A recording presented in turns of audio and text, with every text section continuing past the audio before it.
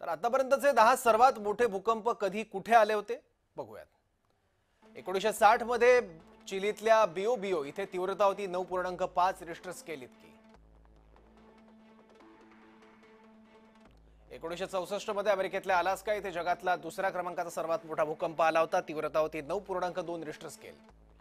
2004 मध्ये इंडोनेशियाच्या सुमात्रा इथे तीव्रता भूकंपाची होती 9.1 रिश्टर स्केल।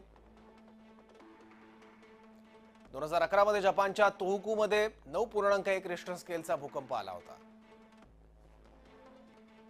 1952 मध्ये रशियाच्या कामचटका जिथे आता भूकंपाचं केंद्र होतं तिथे 9.0 रिश्टर स्केलचा भूकंपाचा धक्का जाणवला होता। 2010 मध्ये चिलीतल्या बायोबिओ इथे 8.8 रिश्टर स्केल इतक्या तीव्रतेचा भूकंप जाणवला होता।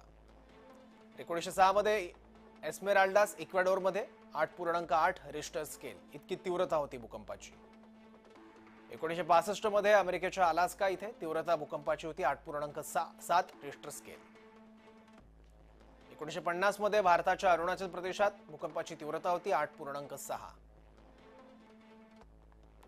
2012 मध्ये इंडोनेशियाच्या सुमात्रा इथे भूकंपाची तीव्रता होती 8.6।